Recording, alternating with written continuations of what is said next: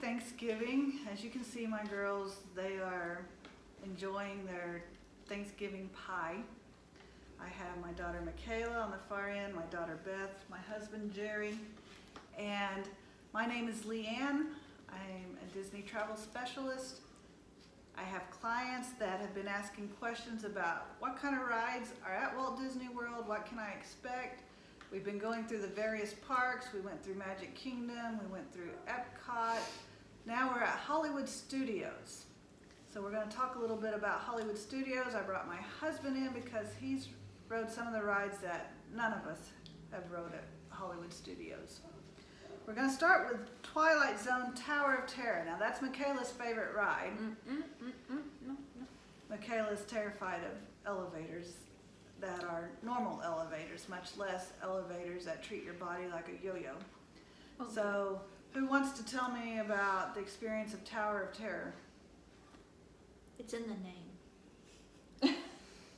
It should be terrific terror. What? I was trying to play words. No, it's amazing.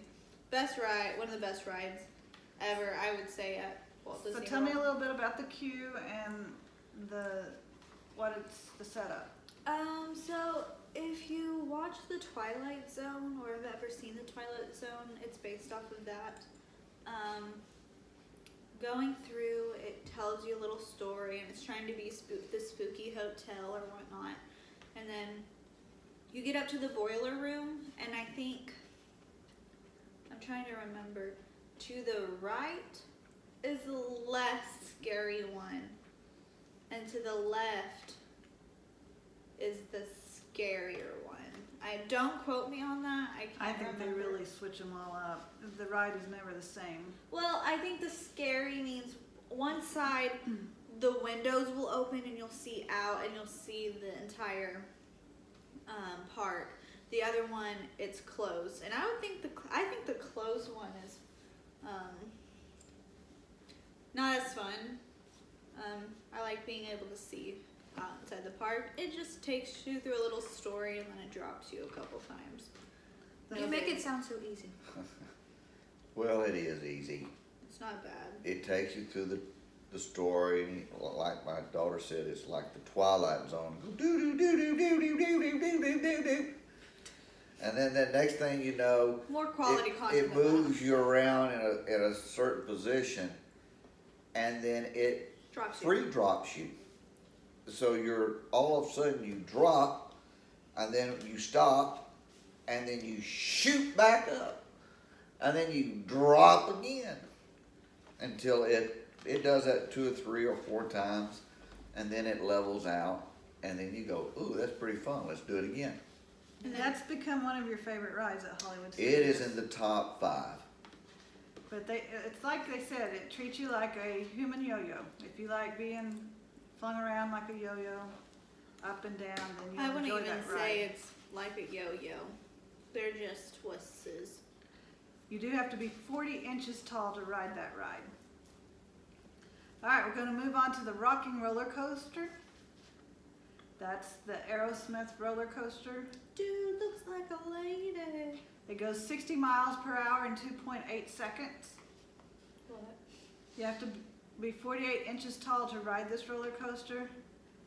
And what I hear, I haven't rode it, but I hear that it's blaring music intensely, strobe lights. You're sitting in your cart looks like a limousine, a stretched limo. If you like Aerosmith, do it. Fast passes, most definitely the line is atrocious in my opinion. But the ride's worth it. You get into, like my mom said, the limousine. If you're sensitive to sound, the stereo's like right up against your head. And they do tell you to like lean your head back the entire time or you will get whiplash, because it'll go like ready, set, go. And once that go hits, you immediately shoot off at like 65 miles an hour. And then there's a bunch of loops and twists and turns, and it's... Do you go upside down in that one? I don't remember. I think twice. Yeah, I think you do, because people have lost their cell phones, I remember, at the I bottom. think twice. One thing to be cautious of, it is like dark in there, and they do have a couple like strobes and with the loud music. But it goes by really quick because I mean you're going 65 miles an hour. As an older person, I don't know how to take that. how do you like it? I like roller coasters. Out of the top 5 rides at Disney World for me, this one is in the top 4. It is an awesome ride if you like speed and roller coasters. You won't be disappointed. To compare that, between that and their new one, I don't know if you're ready to do that or Well, not. we're moving on to Slinky Dog Dash now. And you've rode Slinky Dog Dash. I've rode They Slinky haven't. Dog. I haven't. They're totally different. I like the Rock and Roller Coaster better. Just faster movement. You just love it. So tell us about Slinky Dog Dash. Well, It's in Toy Story Land. It's in Toy Story Land. It looks like a giant Slinky Dog. Every time that I rode it in the front at the head, and it is a really smooth roller coaster. I would rank it from 1 to 10 and about a 7, where I would put a Rock and Roller Coaster at an 8.5, 9. So intensity level? The intensity level of Rock and Roller Coasters totally different than Slinky Dog. Slinky Dog Dash But does it's catapult you as well.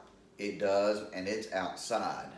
Mm. So where the other one, you're in a tube type environment In the building? in a building. Slinky Dog's outside. You see kind of what's kind of going on there. So that's the difference. And along with Toy Story Land, the new Toy Story Land, they opened up Alien Swirling Saucers. And as far as I can tell, he hasn't rode it, I haven't rode it, but it looks more like the same setup as your teacup. You're just kind of in a cart spinning around on the ground, on the floor, kind of like the teacups at Magic Kingdom.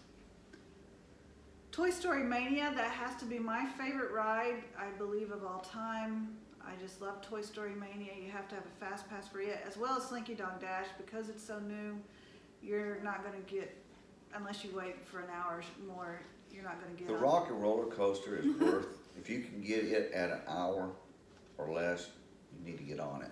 As far as wait time? Wait time. It's worth the hour wait. I don't know if I would It's want the to. fastest ride at Disney. I don't know if I would want to wait over an hour for Slinky Dog. Me personally. But with Toy Story Mania, moving along, we've got limited time here. Toy Story Mania, Michaela, how would you describe it? It's really fun. It's kind of a 3D experience. You sit in a 4-person cart It's that kind of rotates like you around. Buzz Lightyear over in Magic Kingdom. But it is kind of carny style with different balloons and arrows, and you have this little popper thing. And you pull the little popper and you aim and you're shooting different targets. You're shooting pies, aren't It's you? You like can shoot pies, you can shoot paintballs. paintballs, balloons. It's 3D. I don't know if anyone mentioned Yeah, you're that. wearing 3D glasses through it. It's a lot of fun. It's also what you call a competitive ride, where you're competing with the people in your cart. Which For the high is score, another 'cause reason it's why cute. she loves it so much too. Yeah, I like the competitive shooting rides. But yeah, it's super cute. I would put it on a must-do list for sure. And it's for all ages. Now, Alien Swirling Saucers, you have to be 32 inches tall. Slinky Dog Dash, you have to be 38 inches tall, if I didn't cover that. Star Tours, that's another simulator ride. You have to be 40 inches tall, be able to stand jerking and lurching and different motion sickness according to the specs on that ride. I've rode it once. The elements change, the intensity changes, so you're not always getting the same ride. There's one ride that I could handle just fine. This other time I went in it, it was set up to where I didn't take it as well. So who wants to tell a little bit about that simulator ride? Star Wars Junkie. Yeah, if you love Star Wars, it's a For must-do. some reason, I'm having a mental block on it. So. It's kind of amphitheater style, so they'll let a lot of people in at a time, and you sit in kind of rows. But the chairs are on a platform, and so the platform will move and dip and shake. It's not like You wear seatbelts. you wear seatbelts. It's not super thrill. Like again, I'm not a thrill person, but I love Star Wars. You're in the Millennial Falcon, right? Not a No. lot. You're in just one of the space Or just one of pods. those? Okay. Oh, is that the one with CP3. CP3? He's driving and he's Yeah. crashing and you're going into You're all the going water. on a little It's trip, then all of a R2-D2. sudden, yeah, I remember that. It's really cool. If you're claustrophobic and when they shut those doors and you're in that tiny little car with all those people, that gets to me sometimes. If you're a real thrill seeker, It's nothing. it's not going to be. It's fine. It's just not. It It's depends a on your mid-ride. intensity level. It's a mid-intense, yeah. If you like the adrenaline, But it's a lot of fun, especially if you love Star Wars. And now that Star Wars Galaxy Edge is open, I haven't been in the land yet. We were there on opening day, but we did not actually go to that park because we wanted to avoid the crowds. But they do have a new ride where you can fly the Millennial Falcon. And it looks just like you're going inside that spaceship to the exact detail. You're in the cockpit at the control panels. I think there's 3 or 4 of you. One's the driver flying it, one's working the guns, one's doing something else, and you all have to work together. And if you don't, unlike Mission Space where there's no repercussions, with this particular ride, if you fail your mission, you have to go out a different exit than the people who actually Do succeed. you get like, oh my goodness. And you get Reprimanded. reprimanded for Reprimanded. for failing. And even when you walk out, you're seen. If you failed it, it's gonna have like there's crash things where things have busted and broke. Do you and, get and caught by the stormtroopers? and you're in trouble. But if you succeed, you get recognized as well. So it's almost like a different. story-based experience. Yes, you're totally immersed in this. So we haven't done that yet. I wonder if it's as intense as Missions. It's a pretty intense ride. I don't think you're gonna Like get the. No, you're in the open. You Okay. feel like you're flying a ship. I'm like, I don't know. I So wanna do that's a new one that is to come, and there's still another ride that has not been developed yet at Galaxy's Edge. Also, Mickey's and Minnie's Runaway Railway is going to open up at Hollywood Studios soon. I have mixed emotions about that because it took away The the Great Movie Ride, And that was such a good one. I love the Great Movie Ride. That was my favorite ride at Hollywood Studios. Just getting to go behind the scenes in the movie ride. That was just nostalgic, special memories to me. So I don't know what I'm going to think about Mickey and Minnie's Runaway Railway when it opens. It's going to be a lot more of the electronic screens and different, CGI stuff. yes, stuff like that. I like the old animatronics and such. It's just my nature, but I realize that Disney's trying to stay current with the times. Sometimes I just wish they would leave some of the old rides. So that basically wraps it up for Hollywood Studios. Thank you for watching. If you haven't seen any of the other vlogs, we've been covering all the parks, the different rides in each park. Go and check them out. Remember, you have but this one life to live, so make sure you go out and capture your moments. I appreciate my husband being willing to talk about some of the rides that he's ridden, and my daughters being with me tonight. See you next time.